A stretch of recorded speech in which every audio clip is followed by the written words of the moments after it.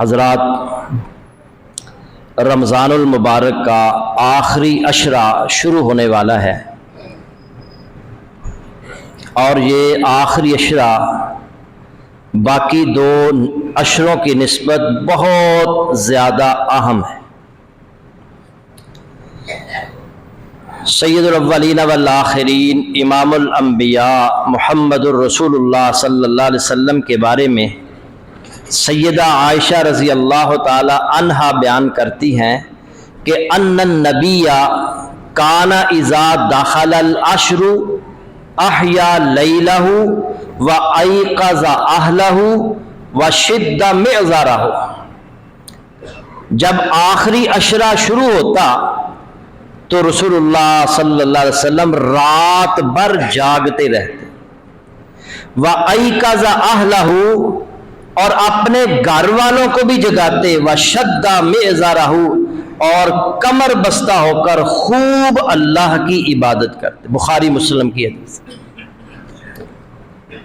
آپ سے زیادہ دنیا میں کوئی مصروف شخص نہیں ہو سکتا، آپ سے زیادہ دنیا میں کوئی شخص کامیاب نہ ہوا ہے نہ ہوگا۔ اتنی مصروفیات کے باوجود آپ آخری عشرے میں کمر بستہ ہو جاتے، اپنی کمر کس لیتے عبادت کے لیے۔ اور اسی طرح سیدہ عائشہ رضی اللہ تعالی عنہا بیان کرتی ہیں، کان رسول اللہ صلی اللہ علیہ وسلم یجتہد فی العشر الاواخر ما لا یجتہد فی غیرہا۔ مسلم کی حدیث ہے، رسول اللہ صلی اللہ علیہ وسلم عبادات میں جتنی محنت آخری عشرے میں کرتے تھے اتنی کبھی نہیں کرتے تھے۔ آخری عشرہ، اور اس آخری عشرہ میں پہلے دو عشروں کی نسبت سب سے زیادہ عبادت کرنی ہے، قرآن کی تلاوت کرنی ہے، اور صدقہ اور خیرات کرنا ہے، نوافل کثرت کے ساتھ پڑھنے ہیں۔ اللہ تعالیٰ اس کی توفیق عطا فرمائے۔ اور اس میں خوب عبادت کرنے کی سب سے اہم ترین جو چیز ہے جس میں آپ اللہ کی خوب ڈٹ کر عبادت کر سکتے ہیں وہ اعتکاف ہے۔ اللہ کی رضا کے لیے، اللہ کی خوشنودی کے لیے، اللہ کی زیادہ سے زیادہ عبادت کرنے کے لیے، اللہ کی رضا کے لیے، اللہ کا تقرب حاصل کرنے کے لیے، اللہ سے تعلق مضبوط بنانے کے لیے اعتکاف سے بہتر اور کوئی چیز نہیں ہے۔ اور اللہ کے نبی صلی اللہ علیہ وسلم کے بارے میں سیدہ عائشہ رضی اللہ تعالی عنہا بیان کرتی ہے کہ نبی کریم صلی اللہ علیہ وسلم، بخاری مسلم کی حدیث ہے، رمضان المبارک کا آخری عشرہ اعتکاف میں گزارتے تھے، یہاں تک کہ اللہ نے آپ کو فوت کر دیا۔ آپ کے بعد آپ کی ازواج مطہرات، آپ کی بیویاں بھی مسجد نبوی میں اعتکاف کیا کرتی تھی۔ اور سیدنا ابو ہریرہ رضی اللہ تعالی عنہ بیان کرتے ہیں، یہ بھی بخاری کی حدیث ہے، نبی صلی اللہ علیہ وسلم ہر رمضان میں 10 دن اعتکاف بیٹھتے تھے، آخری 10 دن۔ اور پھر وہ سال آیا جس سال میں اللہ کے نبی صلی اللہ علیہ وسلم کی وفات ہوئی ہے، اس سال آپ نے 20 دن کا اعتکاف کیا، 20 دن اعتکاف بیٹھے۔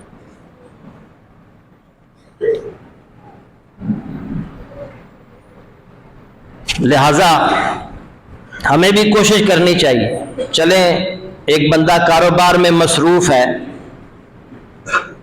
ملازمت کر رہا ہے، ایک آدمی ریٹائرڈ زندگی بسر کر رہا ہے، فارغ ہے سارے کاموں سے، اسے کم از کم اعتکاف بیٹھنا چاہیے۔ باقی لوگوں کو بھی ٹائم نکالنا چاہیے، کوشش کرنی چاہیے کہ اعتکاف کریں، اور مقصد صرف ایک ہونا چاہیے کہ اللہ سے جو تعلق ٹوٹ چکا ہے وہ اللہ سے تعلق جوڑنا ہے، اللہ سے تعلق مضبوط بنانا ہے، اللہ کا تقرب حاصل کرنا ہے، اللہ کے قریب ہونا ہے، اور اس کی بہترین چیز اعتکاف۔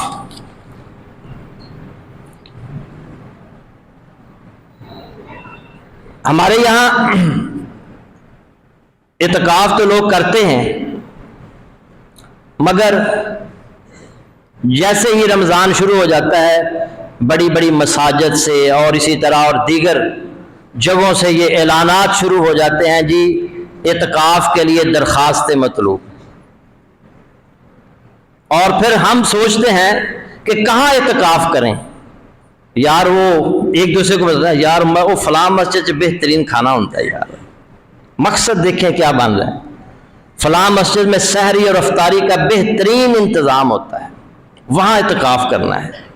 اور پھر دوسرے شہروں سے لاہور لوگ اعتکاف کرنے آ رہے ہیں، کھانے آ رہے ہیں۔ ہم نے مقصد بس رمضان میں کھانا اور پینا اور سونا، بس یہی بنا لیے، سحری میں کیا پکانا ہے اور افطاری میں کیا کھانا ہے، اور کیا کھلا رہے ہو افطاری میں، بس یہی مقصد۔ اور افطاری سحری کر کے سو گئے، بس ظہر کے وقت اٹھے، نماز پڑھی اور پھر سو گئے، نہ قرآن کی تلاوت، نہ نوافل، نہ ذکر اذکار، بس کھانا پینا سونا، یہ مقصد بنا لیا۔ رمضان اس لیے تو نہیں آتا۔ اللہ کے نبی صلی اللہ علیہ وسلم ساری رات جاگتے، خود بھی جاگتے، گھر والوں کو بھی جگاتے۔ یہ وہ دن ہے، اللہ کا شکر ادا کریں کہ اللہ نے ہمیں یہ موقع نصیب کیا کہ ہم اللہ سے اپنے گناہوں کی معافی مانگنے، اپنے لیے جنت اللہ سے حاصل کر لیں، اپنے آپ کو جہنم کی آگ سے بچا لیں، اپنا تعلق ٹوٹا ہوا تعلق اللہ سے مضبوط کر لیں، اللہ سے جوڑ لیں۔ اعتکاف لوگ بیٹھتے ہیں، کوشش کریں اپنے گھر کے قریب جو مسجد ہے اس میں اعتکاف بیٹھیں، سکون سے آپ اعتکاف کریں گے۔ آپ اعتکاف میلے پر اگر چلے گئے تو پھر وہاں میلہ ہی ہوگا، اعتکاف نہیں ہوگا۔ اعتکاف ایک انفرادی عبادت ہے، اس میں انفرادی عبادت کی کوشش کریں۔ اور اس میں ہمارے یہاں لوگ اعتکاف بھی بیٹھتے ہیں اور موبائل فون پر گیمیں بھی کھیلتے ہیں، اعتکاف بھی کرتے ہیں اور باہر بھی نکل جاتے ہیں، اعتکاف بھی کر رہے ہیں اور موبائل پر کاروبار کی باتیں بھی ہو رہی ہیں۔ یہ طریقہ درست نہیں ہے، یہ جائز نہیں ہے۔ اللہ کے نبی صلی اللہ علیہ وسلم نے اعتکاف کرنے والے کے بارے میں فرمایا، السنۃ علی المعتکف الا یعود مریضا۔ معتکف کے لیے سنت یہ ہے، اعتکاف کرنے والے کے لیے سنت یہ ہے کہ وہ دوران اعتکاف مریض کی عیادت کے لیے بھی نہ جائے۔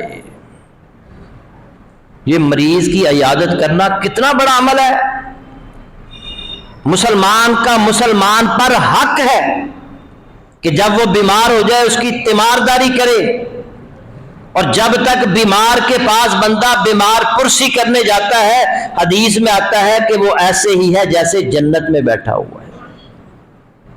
اور اگر صبح کے وقت جاتا ہے، شام تک 70,000 فرشتے اس آدمی کے لیے اللہ سے بخشش کی، رحمت کی دعائیں کرتے ہیں۔ اگر شام کو جاتا ہے، صبح تک 70,000 فرشتے اس آدمی کے لیے، تیمارداری کرنے والے کے لیے اللہ سے بخشش کی، رحمت کی دعائیں کرتے ہیں۔ کتنا بڑا عمل!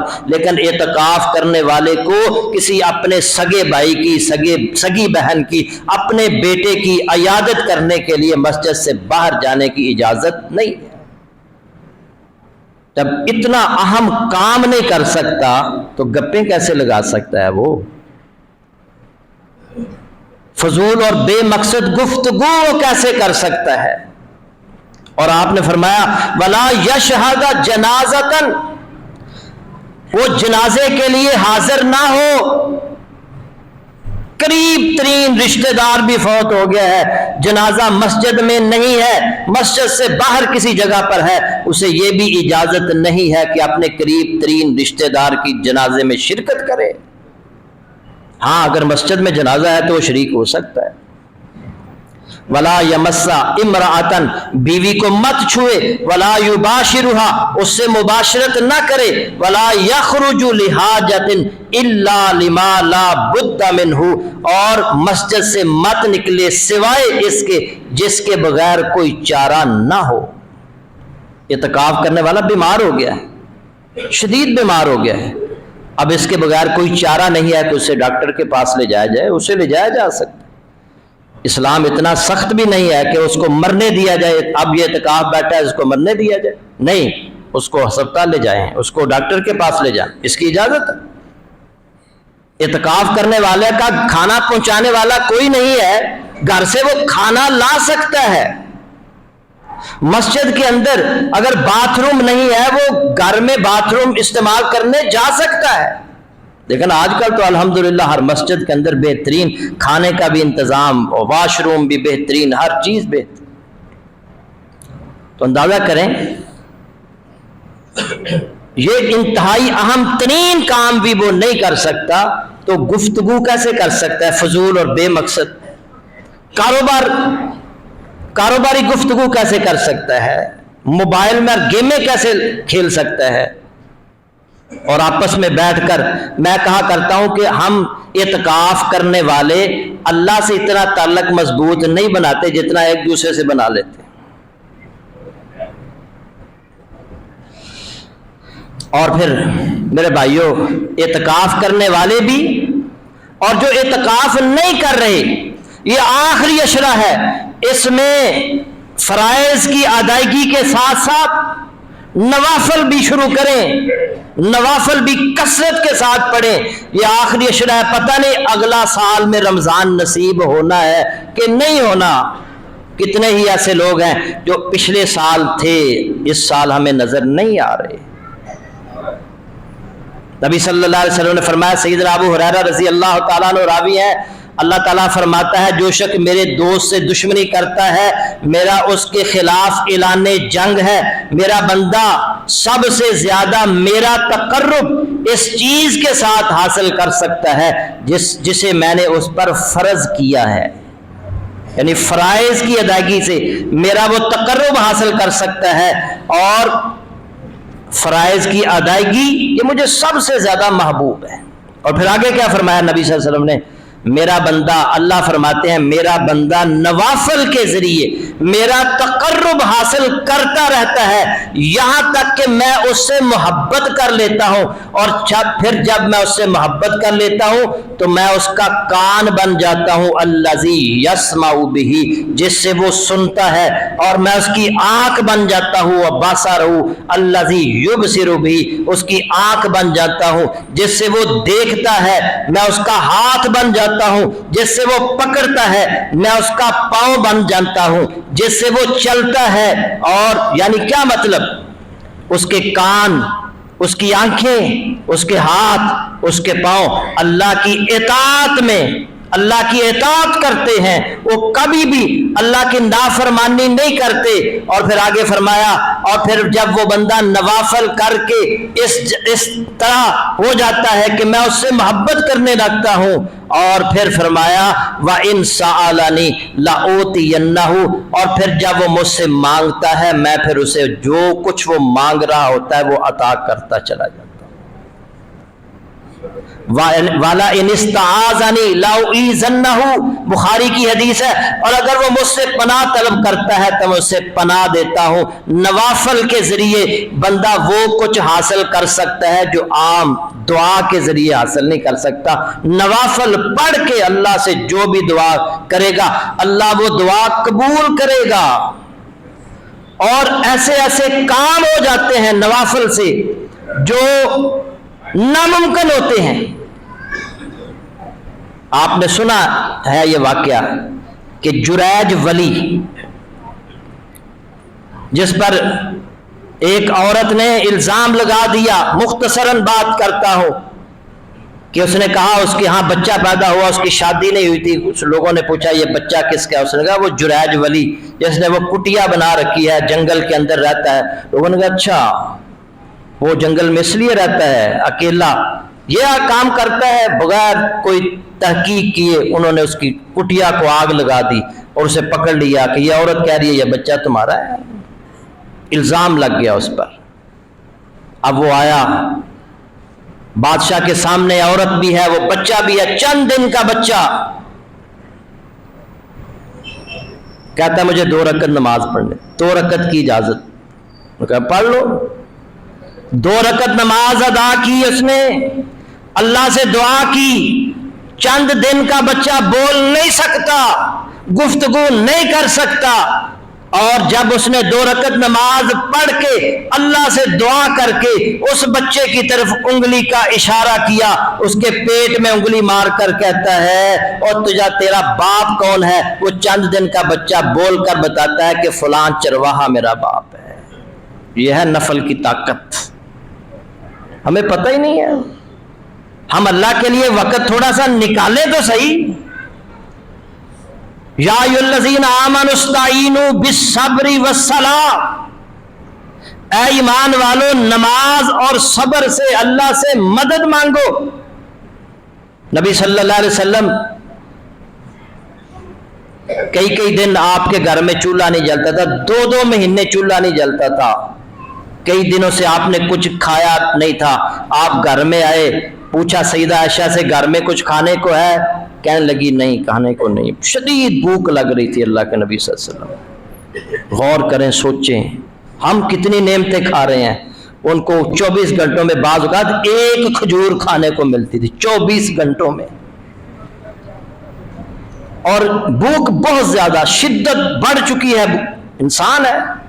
اللہ کے نبی کہتے ہیں اللہ سے ہی پھر مدد مانگتے ہیں، مسجد کا رخ کرتے ہیں، 2 رکعت نماز ادا کرتے ہیں، اللہ سے دعائیں کر رہے ہیں۔ ادھر بعد میں سیدنا عثمان رضی اللہ تعالی عنہ گھر تشریف لاتے ہیں، سیدہ عائشہ سے پوچھتے ہیں اللہ کے نبی کدھر ہیں؟ وہ کہتی ہیں مسجد میں گئے۔ وہ کہتے ہیں یہ نماز کا ٹائم تو نہیں ہے، اور انہیں پتا ہے، صحابہ کو پتا ہے اللہ کے نبی مسجد میں گئے ہیں اور 2 رکعت نفل پڑھنے گئے ہیں، کوئی لگتا ہے کوئی خاص مسئلہ ہے۔ پوچھنے لگے سیدہ عائشہ سے امی جان کیا مسئلہ ہے؟ اللہ کے نبی پریشان ہے؟ انہوں نے کہا نہیں کوئی بات نہیں۔ انہوں نے کہا نہیں بتائیں مجھے۔ انہوں نے اصرار کیا، انہوں نے بتا دیا کہ کئی دن ہو گئے اللہ کے نبی نے کچھ کھایا نہیں۔ حضرت عثمان فوراً گھر گئے، امیر آدمی تھے، راشن لے کر آئے، سب کھانے پینے کی اشیاء لے کر آئے، اور سیدہ عائشہ سے کہا آپ جب اس طرح کے حالات ہو تو مجھے کیوں نہیں بتاتے؟ اور سیدہ عائشہ سے کہا کہ آپ کھانا تیار کریں۔ انہوں نے کھانا تیار کیا، اللہ کے نبی دعا کر کے مسجد سے گھر آئے، دیکھا تو گھر میں کھانا لگا ہوا ہے، بہترین کھانا۔ اور آپ پوچھتے ہیں عائشہ یہ کہاں سے آ گیا؟ فرماتی ہیں آپ کے بعد عثمان آئے تھے، فرمایا اسے گھر کے حالات کیوں بتائے، بھوک بھی لگ رہی ہے، اور ساڈے تھے گھر دے وچ ٹی وی فریج سب کچھ، پھر بھی مانگ رہے نے بندے، سوال کر رہے نے، سب کچھ ہونے کے باوجود بڑی بڑی کوٹھیوں کے مالک، اور مانگ رہے ہیں، سوال کر رہے ہیں۔ اور اللہ کے نبی صلی اللہ علیہ وسلم فرمایا گھر کے حالات کیوں بتائے؟ وہ فرماتی ہیں کہ انہوں نے اصرار کر لیا، میں نے کیا تو میں نے بتا دیا۔ تو آپ لقمہ اٹھاتے ہیں، بسم اللہ پڑھ کے منہ میں ڈالتے ہیں اور کہتے ہیں الحمدللہ، اور کہتے ہیں اللہ میں عثمان سے راضی ہوں تو بھی اس سے راضی ہو جا۔ اے اللہ میں عثمان سے راضی ہوں تو بھی اس، ہر لقمے پر آپ کہہ رہے ہیں اے اللہ میں عثمان سے راضی ہوں تو بھی اس سے راضی ہو جا، اے اللہ میں عثمان سے راضی ہوں تو بھی اس سے راضی ہو۔ اور میرے بھائیوں نوافل پڑھیں، یہ آخری عشرہ ہے، اور کم از کم جو سنت موقدہ جسے ہم کہتے ہیں، اللہ کے نبی صلی اللہ علیہ وسلم فرمایا، ام حبیبہ رضی اللہ تعالی عنہا راوی ہیں کہ جو مسلمان بندہ دن رات اللہ کی رضا کے لیے 12 رکعت پڑھتا ہے، نفل ادا کرتا ہے، الا بن اللہ لہ بیتا فی الجنہ او بنی لہ بیت فی الجنہ، اللہ اس کا جنت میں گھر بنا دیتا ہے، یا جنت میں اس کا گھر بنا دیا جاتا ہے جو 12 رکعتیں نفل ادا کرتا ہے۔ اندازہ کریں ایک گھر بنانے کے لیے ہم کتنی محنت کرتے ہیں، اور پھر بھی بعض اوقات نہیں بن پاتا، بن جائے تو رہنا نصیب نہیں ہوتا، لیکن جنت میں جو گھر بن گیا وہ ہمیشہ کے لیے ہے، ہمیشہ کی زندگی کے لیے ہے، اس گھر سے پھر نکالا نہیں جائے گا، اور روز گھر بنے گا، روز محل بنے گا۔ وہ 12 رکعتیں کیا ہیں؟ فجر کی 2 رکعتیں، ظہر سے پہلے 4، ظہر کے بعد 2، اور مغرب کے بعد 2، اور عشاء کے بعد 2، یہ 12 رکعتیں، اور جنت میں ایک گھر۔ اور اللہ کے نبی صلی اللہ علیہ وسلم نے فرمایا جو بندہ ظہر سے پہلے 4 رکعت پڑھتا ہے اور ظہر کے بعد بھی 4 رکعت پڑھ لیتا ہے، حرمہ اللہ علی النار، اللہ اس پر آگ حرام کر دیتا ہے۔ ظہر سے پہلے 4، ظہر کے بعد 4۔ ہم سب آگ سے بچنا چاہتے ہیں نا، تو اللہ کی عبادت کے لیے اپنے آپ کو وقف کر دیں۔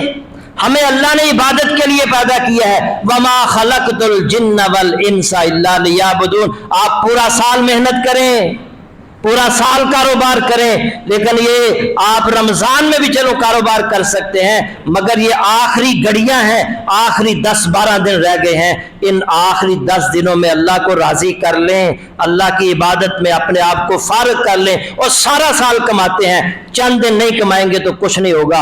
اور آپ اگر یہ 10 دن اپنے آپ کو اللہ کی عبادت کے لیے وقف کر دیں گے، اللہ کے نبی صلی اللہ علیہ وسلم فرماتے ہیں، اللہ فرماتا ہے میں اس کا دل تونگری سے بھر دوں گا جو میرے لیے، میری عبادت کے لیے وقت نکالتا ہے، اور جو میری عبادت کے لیے وقت نہیں نکالتا میں اس کا فقر دور نہیں کروں گا۔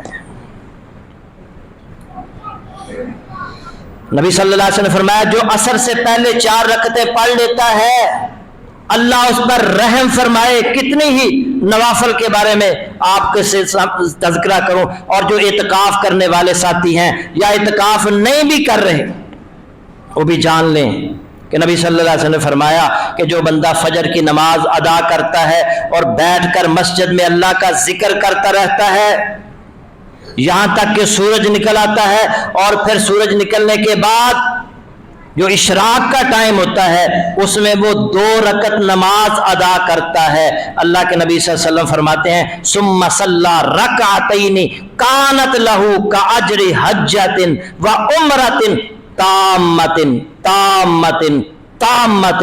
آپ نے فرمایا وہ 2 رکعت کے لیے بیٹھا رہا، ذکر کرتا رہا، قرآن کی تلاوت کرتا رہا، جب اشراق کا ٹائم ہوا اس نے 2 رکعت نماز ادا کی، مکمل حج اور عمرے کا اس کو اللہ نے ثواب عطا کیا، مکمل تامۃ، 3 دفعہ فرمایا تامۃ تامۃ تامۃ، مکمل حج عمرے کا ثواب۔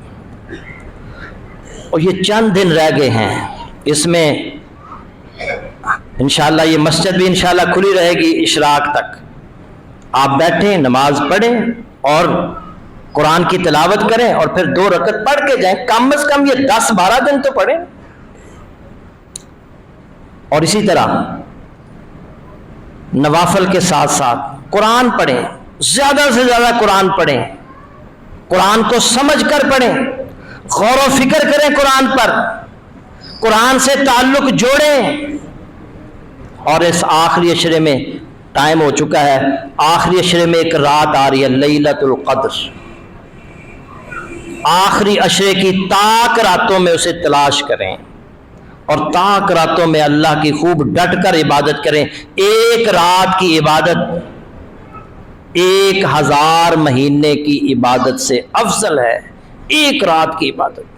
اور یہ 5 راتیں ہیں، اللہ کے نبی صلی اللہ علیہ وسلم بتانے کے لیے آئے کہ وہ کون سی رات ہے، اور پھر اللہ نے بلا دیا آپ کو اس لیے کہ آپ کی امت کے جو لوگ ہیں ان 5 راتوں کے اندر اللہ کی عبادت کر کے ہر رات میں یقیناً اللہ تو بہت خزانوں کا مالک ہے، وہ ہر رات میں لیلۃ القدر کا ثواب عطا کر سکتا۔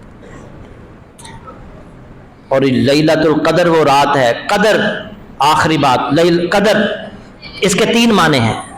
قدر کا معنی تنگی بھی ہے، ان اللہ یبسط الرزق لمن یشاء ویقدر، اللہ جس کے لیے چاہتا ہے رزق کشادہ کر دیتا ہے، جس کا چاہتا ہے تنگ کر دیتا ہے۔ قدر کا معنی تنگی بھی ہے، مفسرین نے بتایا ہے کہ یہ وہ رات ہے، اللہ نے اس لیے اس کا نام لیلۃ القدر رکھا ہے کہ اس رات میں فرشتے اتنی زیادہ تعداد میں زمین پر اترتے ہیں کہ زمین تنگ پڑ جاتی ہے، اتنی بڑی تعداد۔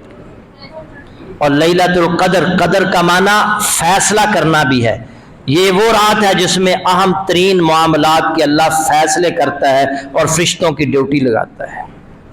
اور اس قدر کا معنی قدر و منزلت بھی ہے، اس رات میں بندہ عبادت کر کے اللہ کے ہاں اپنی قدر و منزلت میں اضافہ کر سکتا ہے۔ اس لیے میرے بھائیوں، وہ رات آنے والی ہے، آخری عشرہ آنے والا ہے، تو اس آخری عشرے میں اپنے آپ کو عبادت کے لیے وقف کر دیں۔ 20 دن آپ نہیں کر سکے، آخری 10 دن اپنے آپ کو سارے کاموں کو چھوڑ کر اعتکاف کریں۔ اعتکاف نہیں کر سکتے، کاموں کو محدود کر لیں، تھوڑا کر لیں، سارا سال کرنے ہیں، اور زیادہ سے زیادہ اللہ کی عبادت کر کے اللہ سے تعلق، ٹوٹا ہوا تعلق جوڑ لیں۔ اللہ رب العزت مجھے اور آپ کو عمل کی توفیق عطا فرمائے۔ وآخر دعوانا ان الحمد للہ رب العالمین۔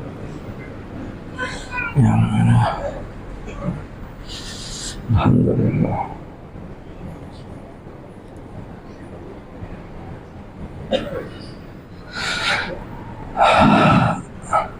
آج ہم نے اپنے مدرسے کے لیے تعاون حاصل اکٹھا کرنا ہے۔